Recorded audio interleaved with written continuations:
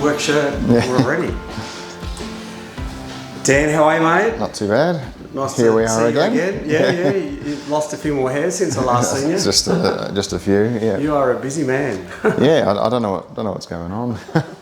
Well, this is Dan from Leviathan. I'm back here with the Prado again. Yeah. Dan, so what I'm going on a big trip once again. You've seen me go on a few big trips. You go on many, I go on. Well, you've been invited this one. Yeah. So down here today because as you know, it's important to get your car full drive check before a major check. And, Yeah. it hasn't really had the Dan look over since you had the engine out. So that was a year ago, believe it or not. wow, incredible. Nearly. Yeah. A couple of weeks off being a year. Yeah. So I just thought if you could explain to the folks how important it is, and actually what if someone came to you and said, I want my car checked over for a long trip, what is it that what would you be doing? And then also the other part, my car's here for a different reason. So I guess it's not only what I could recommend, but also things that I could suggest to take with you just by physically looking at the vehicle, and so, okay, well, I would probably take, A, B, and C with you. It might catch you out, possibly, general or kind of common weaknesses in a vehicle on, or things to look for on a long trip. Yep.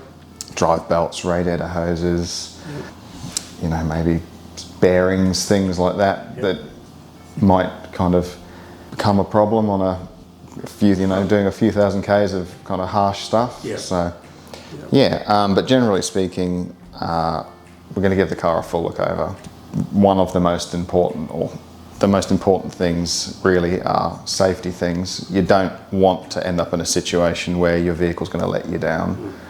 You could be in the middle of nowhere, you could be towing a 3-ton van, brakes, tyres, suspension, it's all well and good the car going, but it needs to be able to stop and drive straight, So not have things fall off it. Not have things fall off, come loose. So I've heard so many stories of people losing wheels, shocks falling out,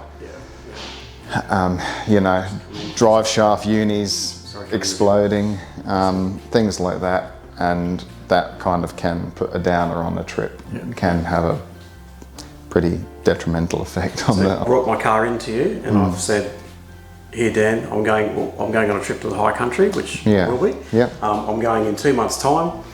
Where would you start in your checking? Well, physically checking. Yeah, I guess it depends on the nature of the trip. Like the high country is pretty demanding on a vehicle. Let's face it. There's some tracks there that are, quite taxing. Like you've got to be fairly skilled. One, you've got to be fairly skilled as a driver. Two, you've got to be confident in the vehicle you're driving.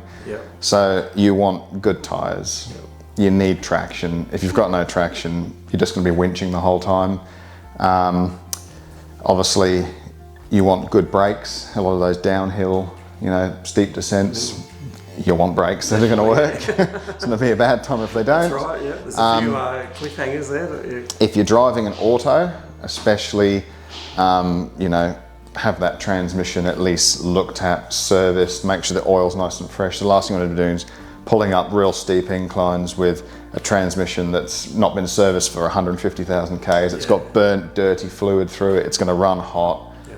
You're gonna have trouble. So even things like fitting an aftermarket transmission cooler just to keep everything working at a nice operating temperature. Fluids, that's what you're saying? Fluids? Yeah, well, I'll check your driveline fluids. I say there's a lot of steep stuff out there, so it pays to have a solid, well-maintained driveline. And I suppose basic things like an oil and filter change, make sure they're fresh before you go. All your filters, stuff like that. I mean, obviously, if you've only recently had it done, you just check them out. But if you're a little bit unaware of the situation of, you've conditioning your driveline fluids, or you feel that you're not confident that they, are gonna last, then do all your fluids, check all your filters, wheel bearings, suspension, basically all undercarriage stuff that's gonna be punished on tracks like that. You really need to pay a fair close bit of attention.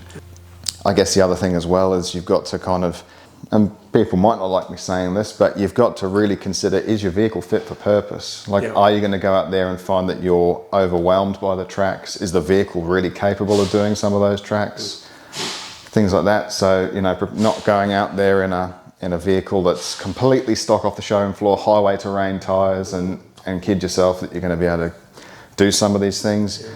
Preparation, preparing yourself, you know, do a bit of background work.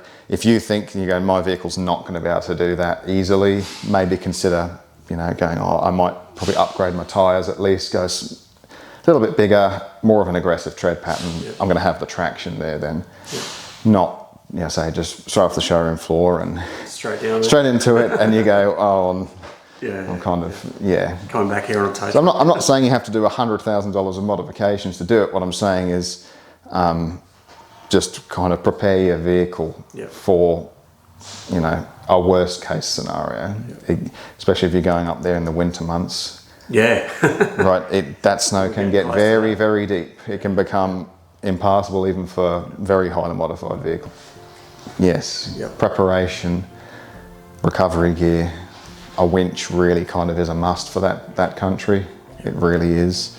There's a lot of places where having a, you know, kind of a two-car recovery is not really ideal. Being able to self-recover with a winch is, and again, I'm not saying you have to go out and buy a $2,000 Warn winch. A winch, you know, $400 or $500, something that's just going to get you out of trouble. It is cheap insurance. If you get stuck in a spot that, you know, is very hard for someone to recover you from, a winch is going to help. I would probably freshen up the cooling system. If there's any hoses that look a little bit, you know, suspect, I'll probably replace those. And how do you check? Fresh coolant. I'll just have a look, just give them a bit of a squeeze. If they're really soft, probably not ideal. And again, if they're really hard, it's probably not ideal. Depends on the age of the hoses, really. Just check around where they're actually physically clamped onto radiators and pipes and things like that, and make sure they're not split or flaring. Flaring is a good sign that the hose is kind of gone soft, or there's some kind of contamination there. Replace it. Intercooler hose? Oh, intercooler hoses are kind of, there's some vehicles out there that we know that they are a common failing point, but in most cases intercooler hoses should be. Again, it's just honestly assess your vehicle. Like, you want to go out there and have a nice trouble-free holiday. You don't want to be fixing your car every 10 minutes. You know, it just pays to have a good going over of that vehicle and really check all the things that really wouldn't usually get checked in a basic service, you know. Things you wouldn't expect to check, like engine mounts, you know, have a look at because you're going to be a lot of torque and stress on those. Fuel filter, not fuel filter, fuel pump. Make sure it's nice and fuel tight. Pump, I mean, there are so many variables and so many things but I guess just check the basics. And whenever I plan for a big trip, I always look at something and I go, well, that is a part that could fail, and it's a part that I really wouldn't want to be replacing on a track. I haven't replaced that part for 10 years. I think I might invest in that and actually do it, so that I know that that's fresh and done. You know, and another thing, don't do all these things 5 minutes before you're going to leave. Kind of gradually plan over a few months prior to just do a few things, like wheel bearings. I haven't had those replaced in 100,000 kilometers. I probably should do that. I know I've had them repacked, whatever the case may be, probably put some new ones in. Just things like that, Like, we get a lot of vehicles come in here that we haven't seen before, and so would that be hard for you, like not knowing the history? Well, that's what I was about to say. We've had a lot of vehicles come in that we haven't seen before, and they've got 200,000 kilometers on them, and we're looking around, and then we're going, oh, this is still the original part from factory, you know, and it's kind of running. It's running on the edge. It's just about serviceable. And you go, we've got to pull this out and replace it. But I guess we go over and check things that you usually wouldn't in a service, like the things that are quite obscure. So I might come in with a bit of a noise in the AC, and every single time the compressor was cycling, you have quite a kind of harsh humming noise. Yeah, obviously the compressor's done what, 300,000 kilometres of work. Over 300,000 kilometres of work over a 10-year period. I'd like to say everything lasts forever, but the reality it doesn't. No matter how good your maintenance is. Yeah, so we had a bit of a look at it, and it is a bearing problem. Strip it all down and put a bearing in it, but for the fact that it has done, like we say, 300,000 kilometres of work, you don't want it to let you down. No. And you actually want to enhance the the performance of your AC as well, not just replace one part. Yeah. We're doing a compressor, a desiccant bag, which is a receiver dryer, which is basically a refrigerant filter, a TX valve, which is one thing that gets overlooked a lot in an AC system. So TX valve stands for thermostatic expansion valve.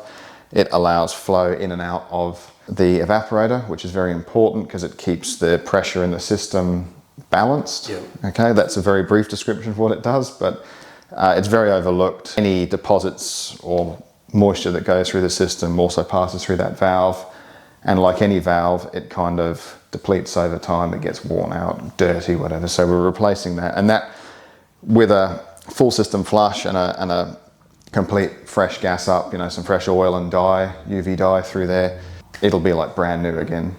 I just want to mention we are using genuine parts. Yeah. They're genuine Denso parts, exactly the same as what it would have rolled out the factory with. Yeah. Yeah. Should go and do another 300,000 kilometres for you. That's right. And yeah, I don't know about you, but I was very much a windows down kind of person a long time back, but now with a young family, the air conditioning is really, really important. No, I like the AC to work. Now, Dan, you keep just bring off the screen. I'm wondering if I've got bad breath or not, mate, but just come in a bit. Gotta come in, that's it.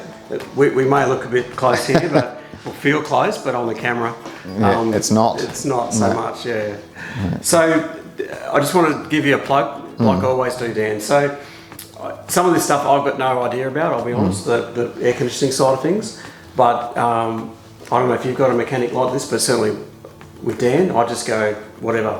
Yeah, I mean, you know, like, I just trust him, and he's not going to put things in there that I don't need that, you know, it's going to make him some extra cash. I know that some people, as you probably know, some mechanics tend to do that, or they don't do what's required. We don't have time to do that, Mike.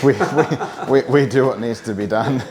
So I've known Dan, well, it must be 4 or 5 years. Yeah, it would be now, when I came back to Toowoomba. So, you never let me down, mate, and as other videos, you've had my car out at the last minute on the wire, we said, didn't we? Yeah. On a Sunday morning. On a Sunday morning. And then straight to WA. Yeah. Yeah. You know, if you're looking for a mechanic, I can highly recommend, even though you probably, if you make a booking, you probably got a couple of months down the track that you could get fitted in, depending on what the job is. We're getting there at the moment. Yeah. So, I'm happy to make a plug for you for all the hard work and everything you've done. You got the Jeep's just recently gone out, and a lot of hard work was involved in that, wasn't it, Dan? It certainly was, yeah. And you've still got cars just rocking in, haven't you, mate? We get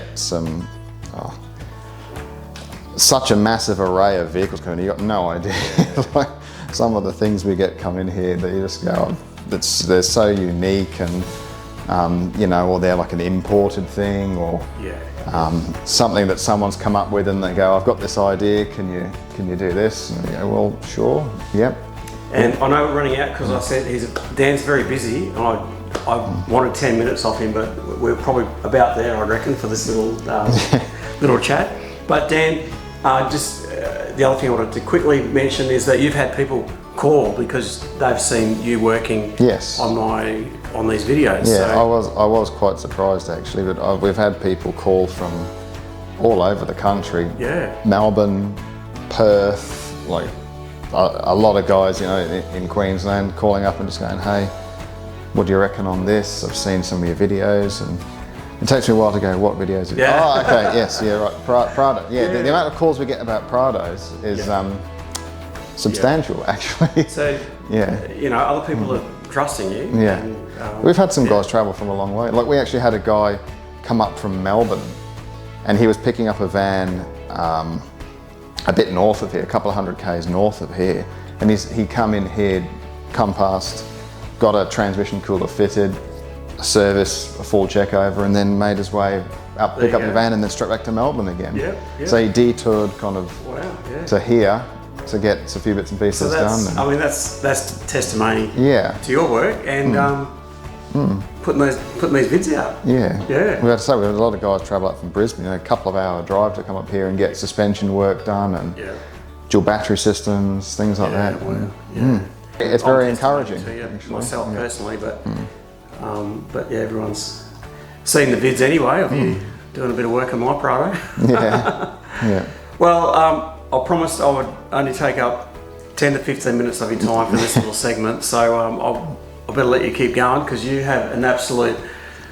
I don't know how many more. I don't think you can fit another car in there, mate. I don't know how many are out there, but I counted today. over 20 last week, I think, something like that. Well, I brought 2 today. Lachlan's Jeep out just to get a few little things tweaked on it, and of course mine as well. And the checkup, you're doing my checkup too. Yeah. So. Well, if you want, Dan, as soon as you see this video, you've got to ring in and make a booking. I think this particular booking, I think I made a month and a half ago. Yeah, quite a while back. Mate, I'm rambling, so I'll let you go. No, all good. All right, I'll see you in the workshop. Righto. Thanks.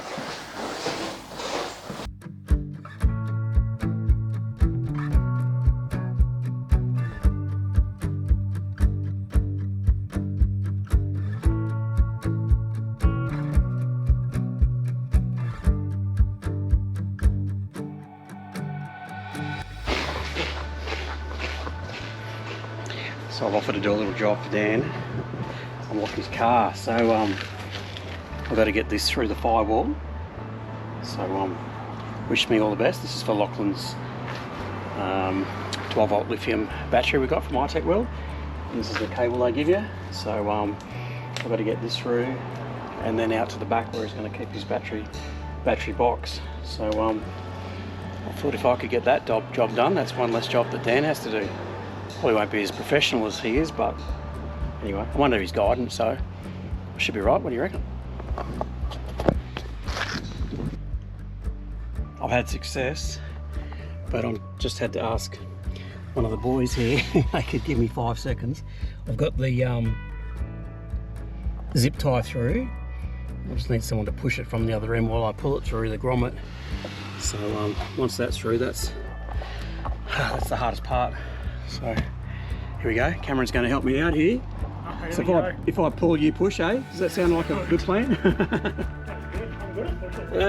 Mate, you showed up. Sorry, I just pinched Cameron for 5 seconds while you weren't looking. That's all right. Anyway, we got it through. How's that? Yeah, it's good. That's one of those jobs you have to do today, isn't it?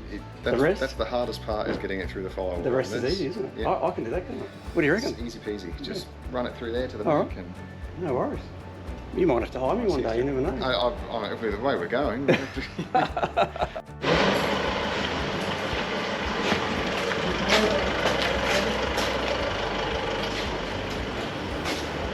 Thing I'll do.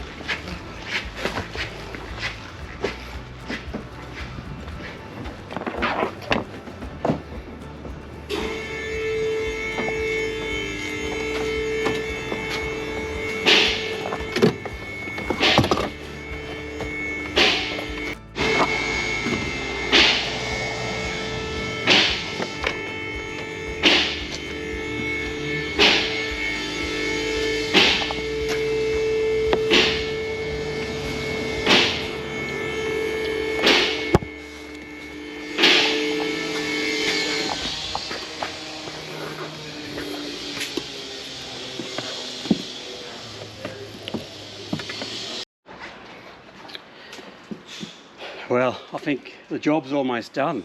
But I don't know about putting those clips back in. Nah, she'll be right. So we just got to join this back together, and we've done it. I've done it. Saved another job for the car. So how good's that?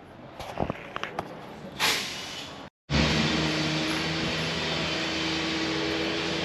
was just seeing what.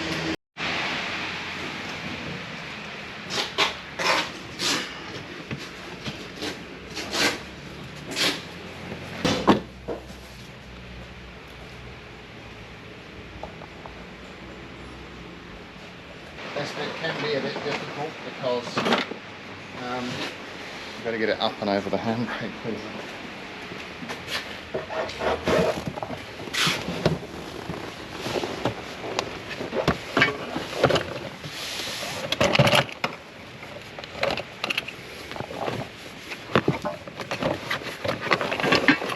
Got the stuff out of the way.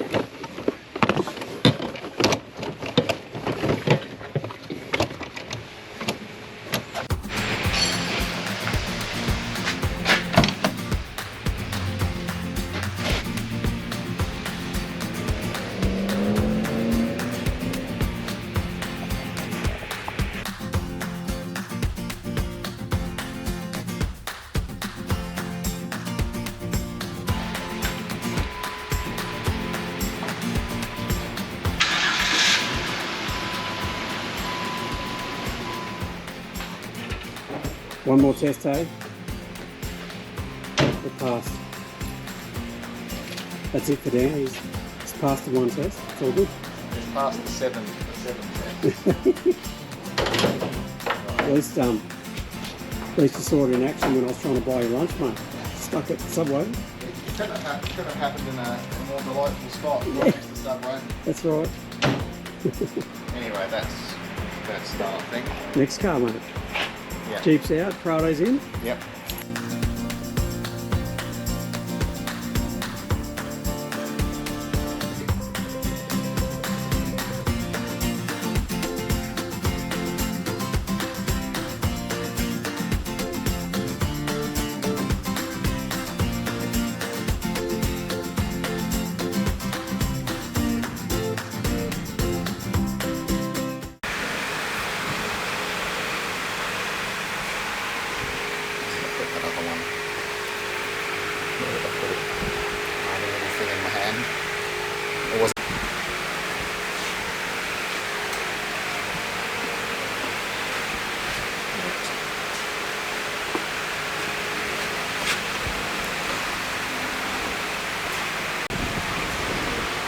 Okay, Dan, take my blood pressure, mate. Take a look. Yep. You don't want this going into your bloodstream, I can assure you. You might turn into a super villain or something if this gets. Do you bulk bill for this operation? We don't hand out medical certificates.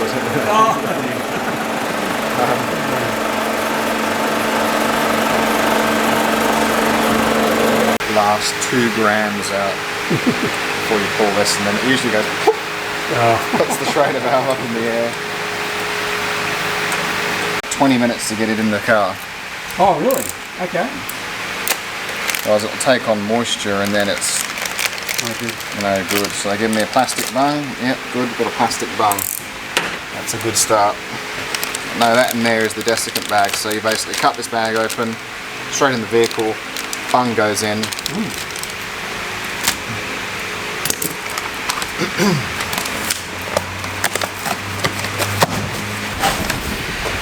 Dan's just checking to make sure that he has all the correct parts. That's been delivered.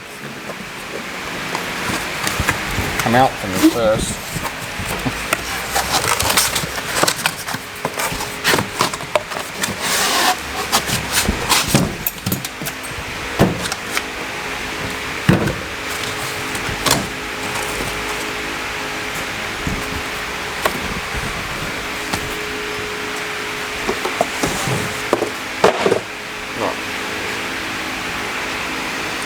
Should be the one, so we just check the part numbers.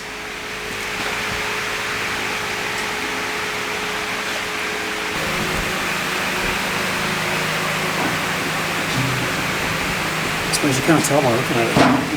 No, but obviously when it's running on the vehicle, you know, turning at engine RPM, it was making a bit of a metallic-y noise, wasn't it? So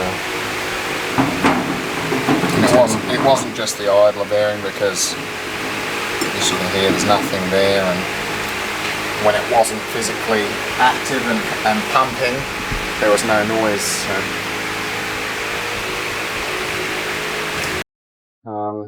Genuine Denso. So we don't buy these from Toyota, but they are genuine part. It's exactly what would be fitted to the vehicle when it came out the factory. Yeah. So usually if these don't have oil in them, it will say on a tag there, no oil. But it should be fully oiled up. We're just going to have a quick look in the box, but it should be oiled up and ready to go.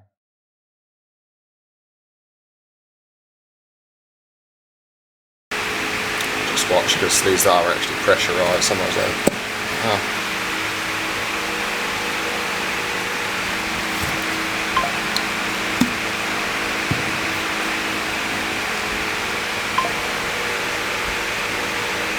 Oh yeah. Yeah. So they usually all compressors now come pre-oiled, but you get the odd few where they're not. It'll have a little tag on there that says no oil, and it is your job to put the oil in. Yeah. I trust you. Why when we can get this good quality part would we go and buy a cheap one that isn't really that much cheaper than what we're dealing with here? But yeah, I think genuine from Toyota, these are like, I don't know, well over $1,000. I think something like, I don't know how much they are. They're expensive anyway.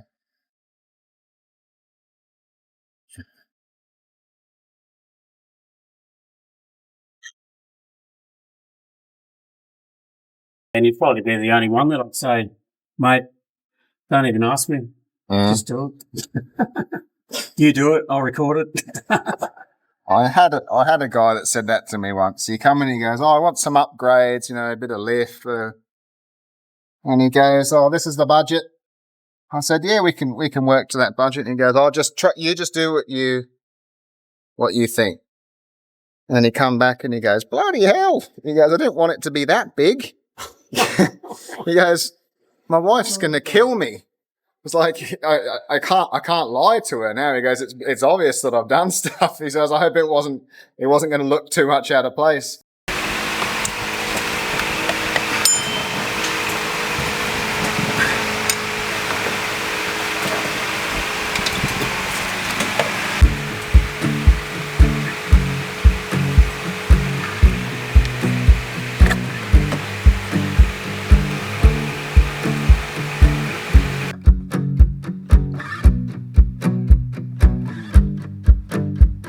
Ever heard of that? Where did you find that? Where did it come from? I'm like, it's in your car.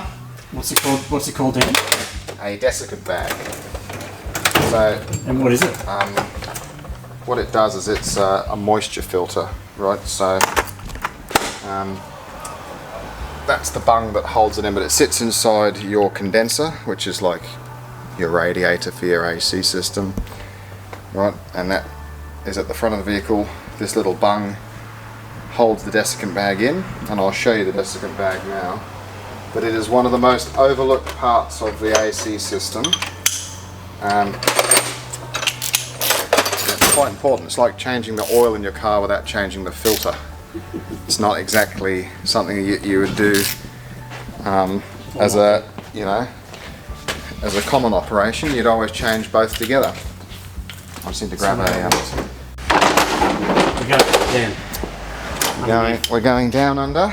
Alright. So Coming with you. it lies. Hold on a second. Where are you? Right here. Can you see that here? See this cylinder here? So this is your condenser.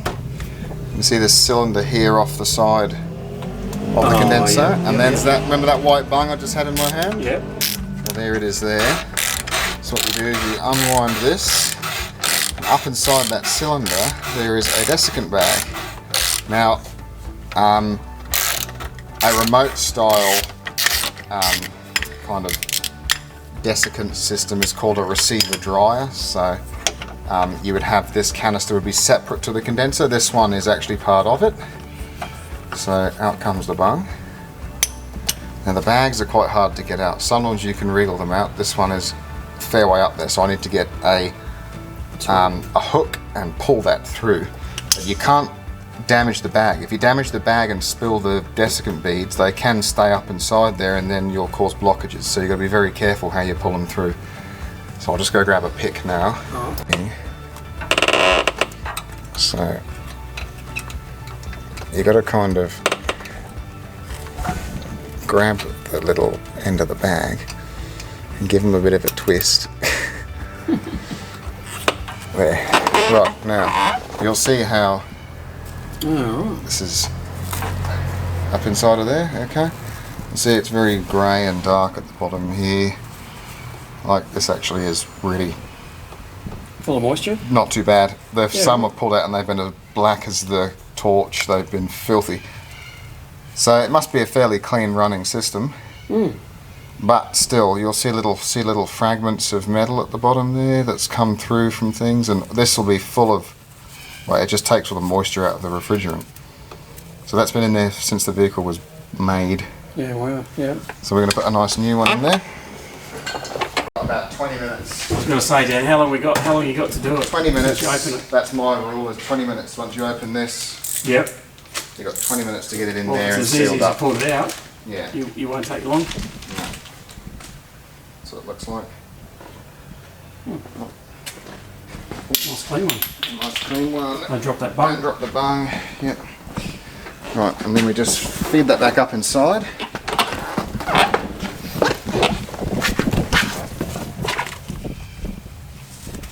So just how it came out, eh? Pretty much. But you've got to get it past that lip that's in there, otherwise you won't be able to get the bung on. That's it. Bung goes in. You always put a new bung in there because there is actually a little gauze filter here at the bottom, as you can see, or at the top of the bung. And you get a new O-ring as well. Yep. That goes back up in there. Now I will tell you this, a lot of Land Cruisers, Hiluxes, Prados, they're all the same kind of setup, like this.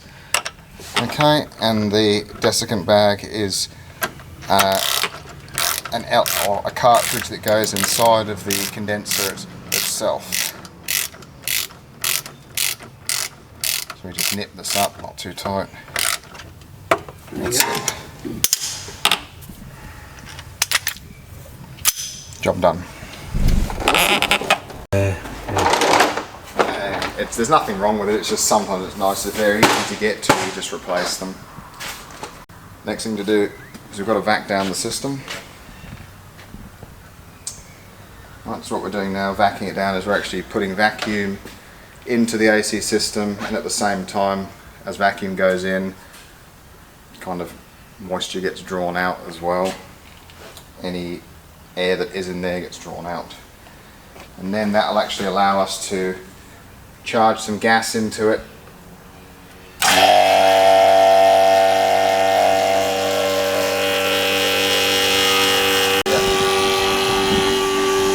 Now, Dan, it's after 5 o'clock, mate.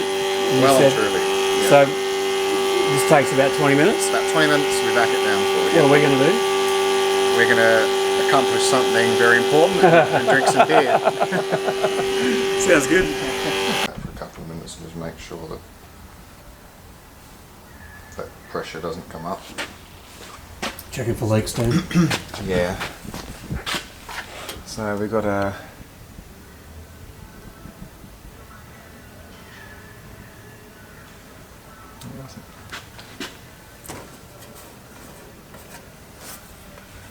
double check how much gas has got to go in this. Got a little app on my phone here. Alright, told you. That will give me the exact quantity of gas we need to use. Where are you? There it is. 50. It's 520 to 580 grams. Right there. But that actually does say, so the year's 2013.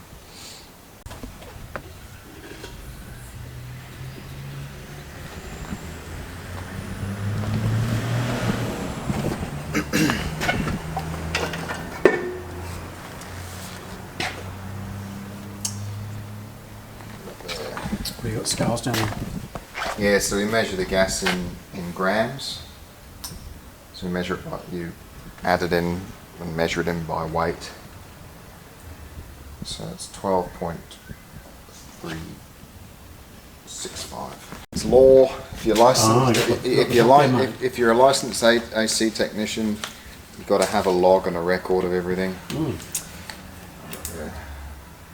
12.3. Dan seems to be lacking on the light department, so I'm gonna pull out some of these hardcore lights. Hopefully I've recharged them up, just can't quite get them. Here we go, here we go. There we go. Got these at one of the 4x4 shows a long time ago. I think they're the best things I've ever bought. Rechargeable magnetic lights. Have we seen them? Anyway, here we go. They come in a pack of 4 and you can charge 4 at once. Anyway, we'll go and put these up for Dan. Watch this.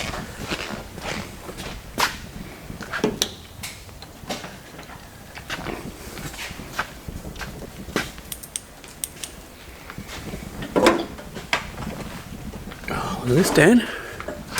The old hardcore lights. Put them down one setting, that makes them last like a bit longer. You can't be in the dark, mate. Oh, we've got plenty of lights. So. Just like to challenge my eyesight. I just wanted to show off the ones I watch. No, so I've just got to start this now. There's about 100 grams of gas gone in. That's why we vac the system down. It pulls about 100 grams in. Yep. So now we start it. The compressor will cycle and it will pull the rest of the gas, or it'll pull the rest of the refrigerant through, and then we'll stop it when we get to our specified amount. So no leaks? Check the pressures. No, there's no leaks. No, that's a good thing. Yeah.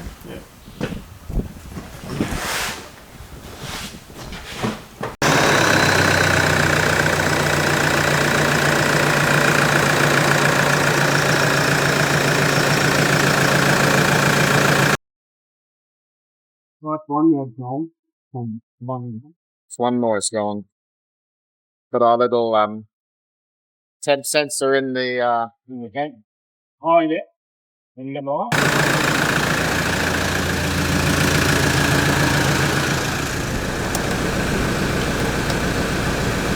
See how cold it gets. I can do the same here, mate. This is my temp sensor here. Or fingers.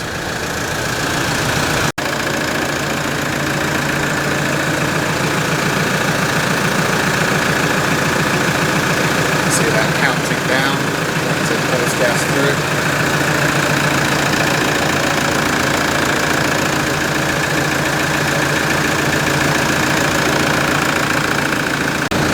How cold is it? It's in the 8 degrees at the moment.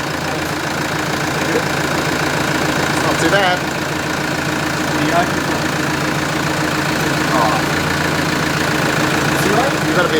You've got to be realistic. It's 30 degrees here today. Somewhere around kind of 7 or 8 degrees is pretty good. In the winter, it might go down to about 3 or 4 degrees in the cabin, but 7 or 8 degrees, it's pretty cool in the cab. You've got 30 degrees outside. So Last comment, Dan. Pressures are pretty close to perfect. So we've reached our kind of optimum level of gas that we want to run in this. So we'll just let it cycle through now. See what temperature it gets down to.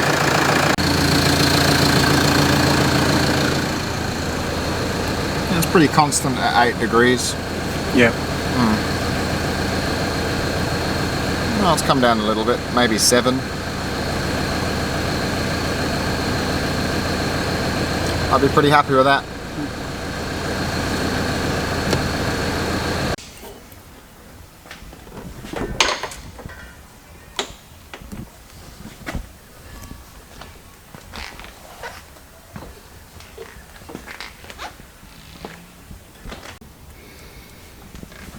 Little repair job, Josh. We're talking about Josh. Little repair job, Dan. Yeah. I've done a little mischief there myself, I think.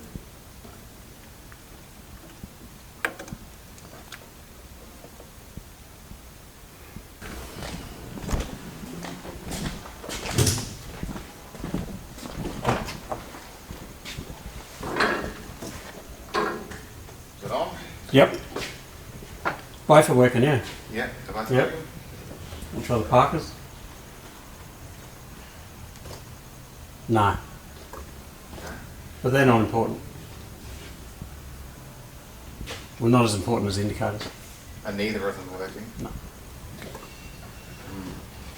But that's alright. Indicators is probably the important one for now. Anyway.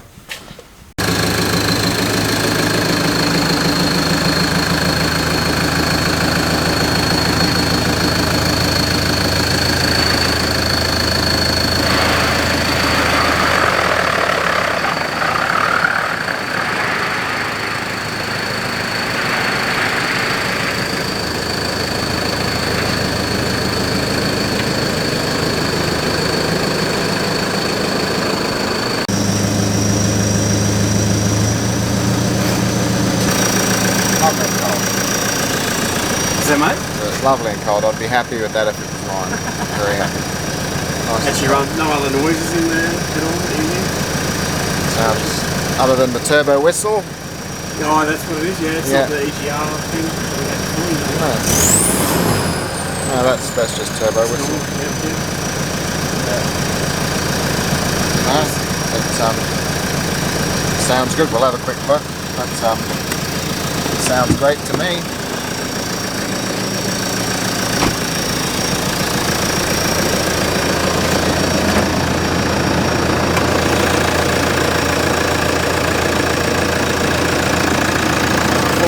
Quite an audible bearing. Well, mate, got to come in close for this one. Mate, thank you. That's alright. It's been a big day, isn't it? It's always a big day. I've seen you in action, I tell you what. Yeah. There's a lot going on. It's a little bit clearer. It's probably because mine and Lachlan's car is out of here at the moment. I think we got 4 cars out the door today. So yeah, that's good. Yeah, awesome. No, I really appreciate it. Yep. Nice cold aircon, and it's a lot quieter. But we discovered another little, which is good. Yeah. Little thing. But I heard something. I just couldn't pinpoint it. Something wasn't. You know when you know your car's not right. yeah. It was just something there. It wasn't quite. I just couldn't pick it. Yeah. So there you go. That's the answer. Simple fix. Yeah. All right. Well, mate, I better let you get out of here. Close up. Yeah, I've got a bit of tidying up to do, a bit of paperwork, and I'm going to go home. We'll go home to family. Yeah. And then back again. So, well, thanks again, mate. Okay. And no worries. see you when I see you again.